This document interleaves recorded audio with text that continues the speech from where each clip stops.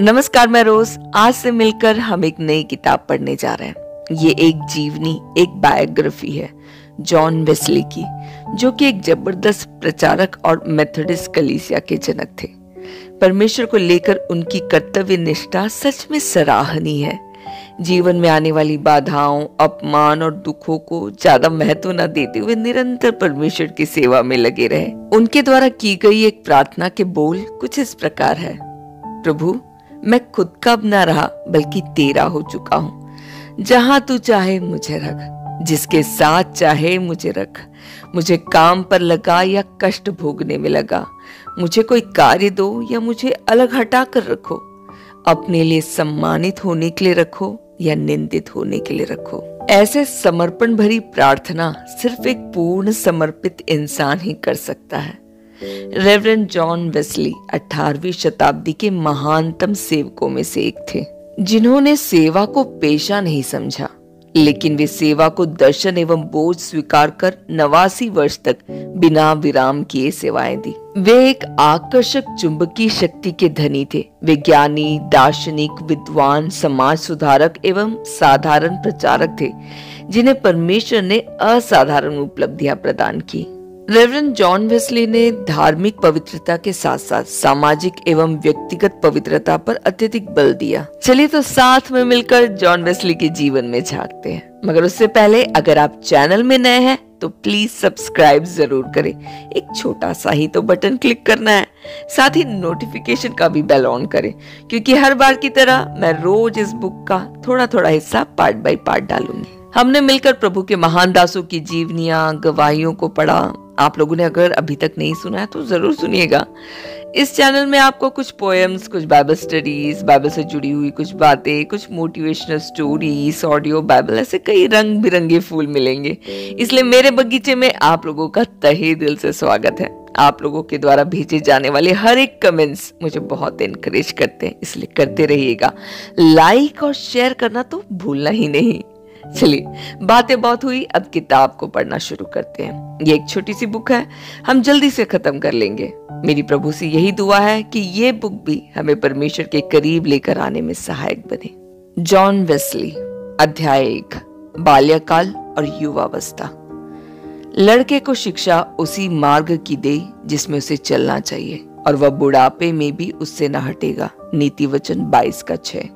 England के मानचित्र में लंदन से लगभग 130 मील दूर उत्तर के टिरेन नदी पर बसे नगर गेंसवरो से कुछ मील दूरी पर स्थित एपवर्थ अब एक ऐतिहासिक स्थान है। सुजन्ना और सैमुअल वेस्ली के पुत्र जॉन बेंजामिन वेस्ली का जन्म इसी स्थान पर 17 जून 1703 में हुआ था। जॉन वेस्ली परिवार की 15वीं संतान थे। सैमुअल वेस्ली, जॉन वेस्ली के पिता सैमुअल वेस्ली एपवर्थ पेरिस के रेक्टर के पद पर कार्यरत थे और उन्होंने यहाँ रहकर 40 वर्षों तक सेवा कार्य किया। इससे पूर्व उनके पिता एवं दादा भी प्रचारक रहे थे। ऑक्सफोर्ड विश्वविद्यालय में एमए की उपाधि प्राप्त सैमुअल वेस्ली एक निष्ठावान एवं परिश्रमी व्यक्ति थे। सुजन्ना वेस्ली के साथ विवाह संपन्न होने पर उन्होंने पत्नी के साथ साउथ ऑर्मस्वी में कार्य प्रारंभ किया, परंतु एक अच्छे क्षेत्र में कार्यरत होने के बाद भी यह पता चलने पर कि वहां के क्षेत्र के मुख्य संरक्षक का आचरण अनुकरणीय नहीं है, उन्होंने वहां से त्याग पत्र दे दिया। साउथ ऑर्मस्वी से पद त्यागने के पश्चात उन्होंने एपवर्थ का पैरिश कार्यभार संभाला। समय के देखते हुए उनको मिलने वाला 150 पाउंड का वार्षिक पारिश्रमिक परिवार के व्यय हेतु पर्याप्त था, परंतु व्यय में लापरवाही बरतने और कर्ज की अदायगी न करने के कारण उनके सामने एक समय जेल जाने की स्थिति भी खड़ी हो गई थी। एपवर्थ के निवासी अज्ञानी और परमेश्वर रहित थे। साहस और चतुराई बरतते हुए सैमुअल वेस्ली ने इस बात का प्रयत्न किया कि उनमें कुछ सुधार की स्थिति लाई जाए, परंतु नागरिकों ने उनके इस प्रयासों के बदले में एक बार उनकी गाय को घायल कर दिया, कुत्ते की टांगों को काट दिया, उनकी वाटिका को आंशिक रूप से जला दिया और 2 बार उनके घर में आग लगा दी। परंतु सैमुअल वेस्ली यत्न एवं निष्ठा के साथ अपने सेवा कार्य में लगे रहे और अंत में उन्हें वहां के निवासियों के हृदयों को जीतने का अवसर मिला और उन्होंने अपनी सेवा के 40 वर्ष एपवर्थ में व्यतीत कर अपने परिश्रम को सार्थक होते देखा। सैमुअल वेस्ली विद्वान होने के साथ साथ एक अच्छे लेखक और कवि थे। संभवतः गहन आत्मिक सेवा की भावना उनको विरासत में मिली थी। उनके पुत्र जॉन वेस्ली के जीवन और प्रचार कार्य में उनके पिता के आचरण और शिक्षाओं की स्पष्ट झलक दिखाई पड़ती थी। सुसन्ना वेस्ली एक कुलीन एवं प्रतिभावान महिला थी। अपने पति के समान उनके पिता व दादा प्रचारक रहे थे।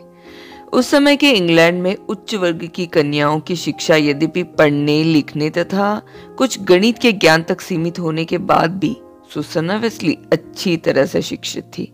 उन्हें 3 भाषाओं यूनानी, लैटिन एवं फ्रेंच में निपुणता प्राप्त थी। उसमें भी अधिक महत्वपूर्ण बात यह थी कि उनके 19 बच्चों में से 9 का देहांत बाल्यकाल में हो चुका था। शेष 10 बच्चों का लालन पालन उन्होंने कुशल शिक्षक और ममतापूर्ण मां के रूप में किया था। हर दृष्टिकोण से सुसन्ना वेस्ली को विश्व की सर्वश्रेष्ठ महिलाओं में गणना किए जाने का गौरव प्राप्त है। डॉक्टर एडनकार के अनुसार ऐसी स्त्री के विषय में मैंने कभी नहीं सुना, कभी नहीं पढ़ा और ना ही उनकी सी योग्यता की किसी स्त्री से मेरा साक्षात्कार ही हुआ। संभवतः इसी प्रकार की स्त्री के विषय में राजा सुलेमान ने नीति वचन के अंत में टिप्पणी करते हुए लिखा, और इन विचारों के आधार पर मैं भी कहना चाहता हूँ, अनेक पुत्रियों ने नैतिक उच्चता एवं उत्कर्षता का परिचय दिया होगा, परंतु सुसन्ना वेस्ली का उदाहरण अपने में बेजोड़ है। निसंदेह सुसन्ना वेस्ली के अथक प्रयत्न, प्रयास एवं प्रभाव के कारण ही जॉन वेस्ली को मेथोडिस्ट संस्था के स्थापक होने का गौरव प्राप्त हुआ था। शिक्षा की दृष्टि में सुसन्ना वेस्ली के विचार संभवतः आधुनिक युग के माता पिता से सर्वथा भिन्न थे। आजकल के माता पिता के विचारानुसार बच्चों के समुचित विकास हेतु उन्हें स्वतंत्र छोड़ देना आवश्यक है, क्योंकि वे समझते हैं कि इस प्रकार बच्चों के व्यक्तित्व विकास का अच्छा अवसर प्राप्त होता है। परंतु श्रीमती वेस्ली इस विचार से समर्थ नहीं थी। उनके विचारानुसार एक बड़े परिवार को छोटे घर में व्यवस्थित नहीं कर सकते यदि हर बच्चे को उसकी इच्छा अनुसार कार्य करने की अनुमति दे दी जाए। बच्चों को पहले ही जन्म दिवस के समय से उनको यह शिक्षा दी जाती थी कि वह जोर से चिल्लाकर बातचीत ना करे। किसी भी प्रकार की अनुशासनहीनता तथा अप्रिय भाषा के प्रयोग पर तुरंत दंड मिलने का नियम था। यह संभव है कि इस प्रकार के कठोर नियम हर व्यक्ति के साथ उतने सफल ना हो, परंतु सुसन्ना वेस्ली को इसमें सफलता मिली थी।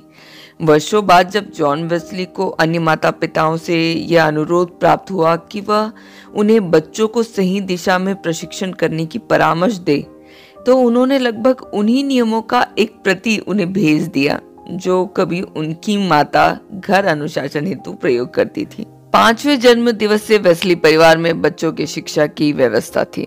सुसन्ना वेस्ली स्वयं अपने नए शिष्य को एक कमरे में ले जाती।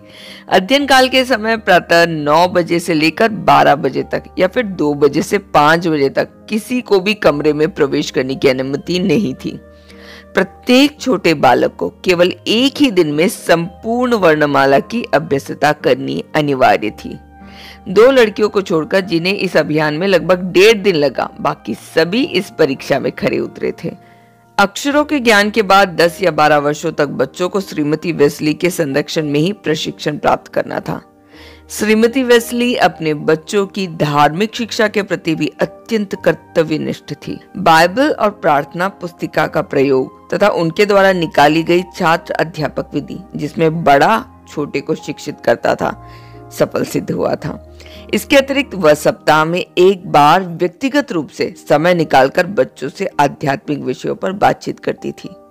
वेस्ली परिवारों के बच्चों को बाइबल तथा अन्य पुस्तकों को पढ़ने का सुंदर अभ्यास था। जॉन ने स्वयं कहा था कि उनके अपनी बड़ी बहन एमिली के अतिरिक्त किसी को भी उससे अच्छा बाइबल पाठ करते नहीं देखा। धार्मिक क्षेत्र में भी मिली इतनी सुंदर शिक्षा के प्रभाव के फलस्वरूप तीनों पुत्रों का प्रभु सेवा के पक्ष में किया गया निर्णय स्वाभाविक था।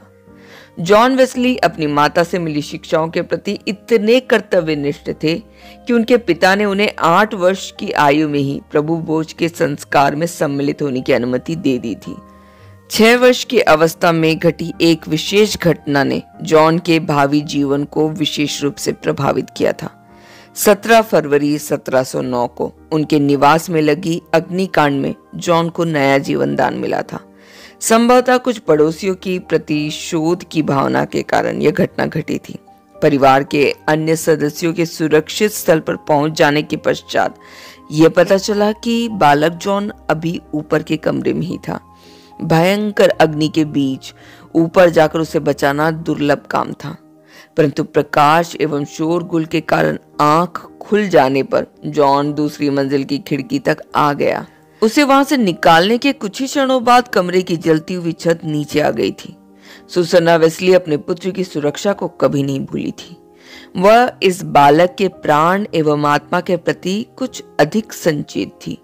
उन्हें विश्वास था कि इस प्रकार की सुरक्षा इस बात का संकेत थी कि परमेश्वर की योजना में जॉन के लिए विशेष स्थान था।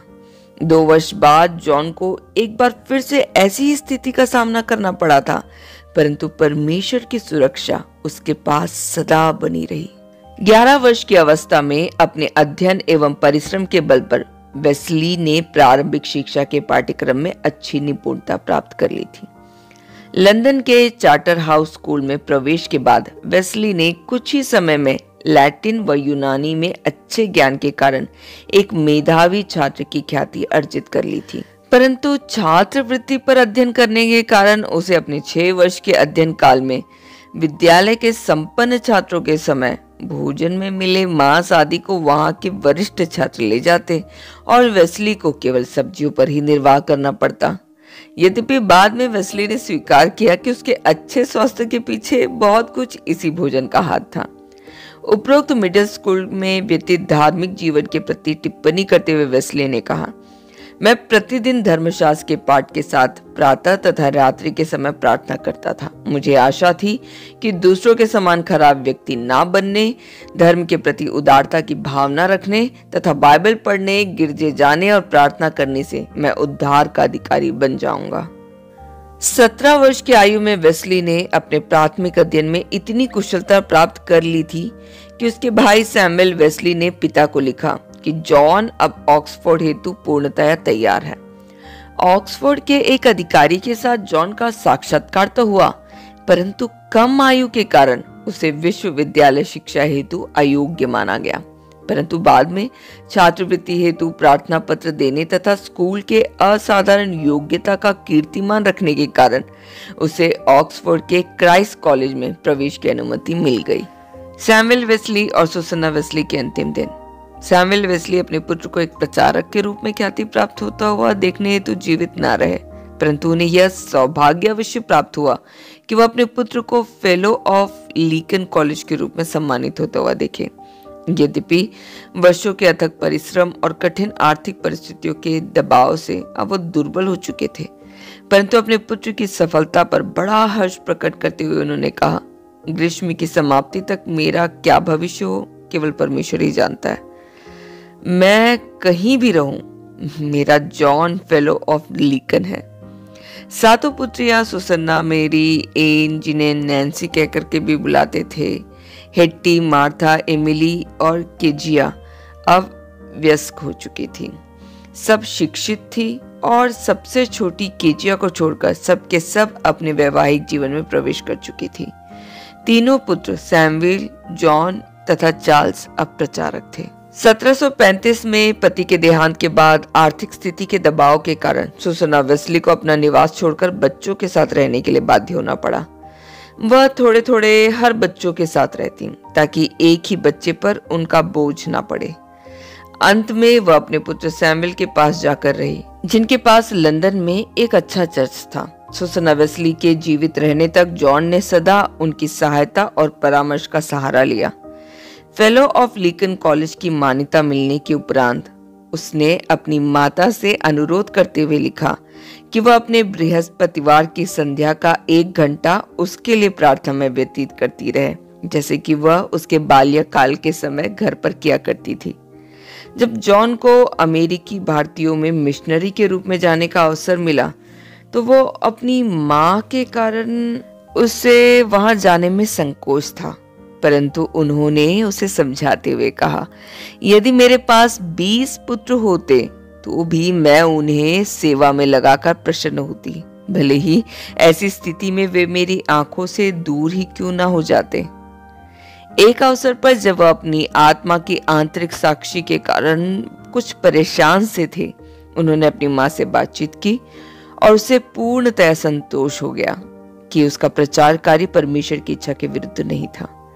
सुसन्ना वेस्ली सौभाग्यशाली थी कि उन्हें अपने जीवन काल में यह सुअवसर मिला था कि वह सहर्ष उन आत्मिक आशीषों को देखने पाई जो उनके पुत्र के प्रचार कार्य द्वारा असंख्य लोगों को प्राप्त होती रही थी। सन 1742 में उन्होंने बड़ी शांति के साथ अपनी जीवन यात्रा समाप्त की।